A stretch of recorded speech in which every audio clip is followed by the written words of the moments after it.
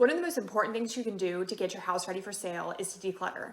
Not only does it make your home look more spacious and appealing to potential buyers, but it also helps you get rid of things that you no longer need or use. Decluttering can be a very overwhelming and time-consuming process, so I'm going to give you all the tricks that I have so you can get your house into show-ready condition without wanting to give up. Stay to the end, here are my tips for specific areas of the house. Most sellers don't realize what a huge difference seeing a clean and organized house can make to a buyer.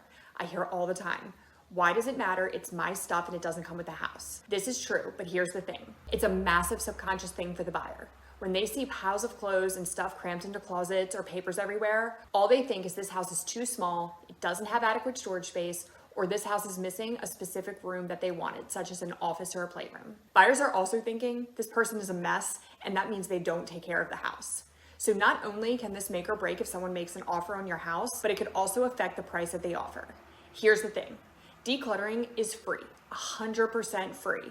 So you could change the number of offers you receive or how much over list price they are for some minimal grunt work. And the best part, you're one step closer to boxing fewer things and not having to do this when you move to your next house. The biggest hurdle people have decluttering their house is just starting. So take this as your sign and let's get to it. And if that doesn't work, think about all the money you will lose if you don't. I'm going to start with the steps you need to take to declutter and then give you tips for each area of your house specifically. Step 1, start with a plan. Decide which areas of your home are going to need the most attention and set aside time to tackle each area. Make a list of the tasks you need to complete and then make a shopping list of anything that you're going to need to buy to contain your stuff. Remember, you don't have to go crazy buying containers because your goal is to move and do this for as little to no money as possible. But if you're organized something that needs containment, by all means, make it happen. I would say this would also be beneficial if you have a lot of stuff to fit in a small space. Containers make it easier to stack if need be. If you do need to buy some things, I would suggest measuring your space before going and bringing the measurements with you, or going online and deciding which containers will fit the best. My personal favorite, if you want some suggestions, is the Home Edit line at Walmart, but Target, Amazon, and Walmart all have cheaper options as well. Once you have everything you need and everything planned out, pick the area that you want to start with first. Step 2, take everything out. Whatever room or area you've started with, clean it completely out into another part of the house. As you are doing this, start putting it in piles. You need a trash pile, a donate pile, a keep pile, and a moving pile. The moving pile is stuff that you want to keep but won't need anymore in the house that you're at. This way, you can get it out of the space and either move it to a storage unit or contain it neatly into a tote and stack it in a storage area of your house. Look at that, one step closer to moving. Remember, if you haven't used it in 3 to 6 months, get rid of it. Although I'm a firm believer in the Marie Kondo method, if it's something that makes you happy, you can keep it, even if you haven't used it. Just don't go overboard with this. It's not an excuse to keep everything, but sometimes we all just have that one thing we want to keep no matter what. Step 3, organize the piles. Obviously, the trash and the donate piles you will know what to do with. However, the keep pile is what you're going to focus on. Sometimes just looking at what you have in one area can help you organize everything into categories. If not, that's exactly what we're going to do. Try to start pairing things together that make sense. So if you're doing your linen closet, you will put all your towels together and then all your sheets together. Or if you have extra things in there, put that into categories as well. Once you have everything separated, look at it again to see if you need to make subcategories.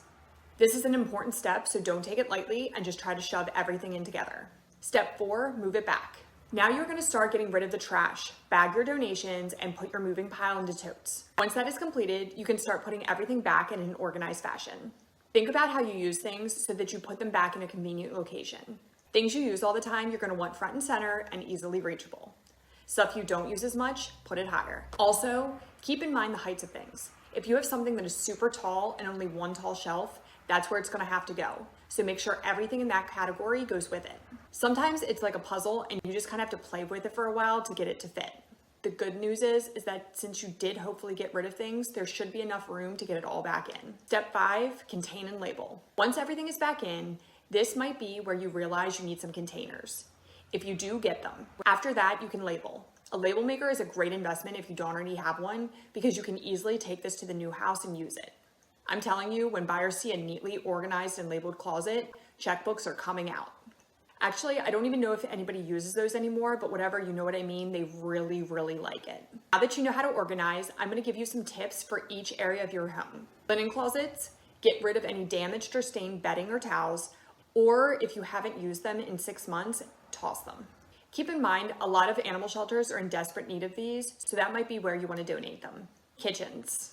If you have the black hole junk drawer or the catch-all countertop, go through everything and chuck anything that you haven't used. These places are especially red flags for buyers that your house doesn't have enough space or no office area. Also, get the small appliances off the counter. Go through your cabinets and get rid of old or damaged things that you don't use. You don't need 50 cutting boards, so lose them. It's easy to collect too many of one thing in a kitchen, so be cognitive of it and only keep a couple depending on what it is. Then you shouldn't have any small appliances on the counter because they all should be able to fit in your newly found space. Pantries, fridges, and freezers. Get rid of all the expired foods or foods that you haven't eaten in the last 3 months. Make sure you organize your food into categories as well. This is especially important because it allows you to see how much of what you have before you go and buy more. One thing in pantries that's a lifesaver is the tiered riser, so you can lift cans to the point where you can see all of them and what they are. Also, turntables save you a lot of room here as well. Clothing. This is a big one for usage. If you haven't worn it in 3 months, get rid of it. Keep in mind, I mean seasonally. If you live in a seasonal area and it's summer, then pack all your winter things if you plan on moving before then. That makes your closet look bigger. Do it when the kids aren't there. I cannot stress this enough. Also, once you have a donate or trash pile of toys, get them out of the house. Kids will find them and pull them back out. Out of sight, out of mind. If you're super worried that they might really want something, take it to a friend or family member's house for a week to see if your kids bring it up. If not, donate it. Make sure you get rid of duplicates or anything that's broken, and if they have 50 stuffed animals, pare it down to 10 or 15. Garages and basements.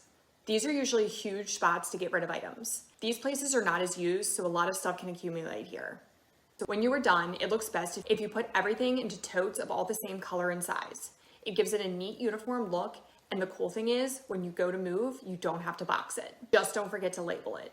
Now that you know how to organize your space, you should be able to knock it out quickly and watch the buyers fall in love. If you want to keep finding ways to make your house look amazing when you're ready to sell, you should watch my next video, Selling Your Home, Tips and Tricks for Staging Your Own House for a Successful Sale. How you have the furniture in your house can make or break how a buyer sees your home. Fear not, because I will give you ideas on how to stage your own furniture so that your house looks the best it can with just a little bit of creativity and effort. If you have any questions regarding the content in this video or just anything related to real estate in general, please don't hesitate to reach out.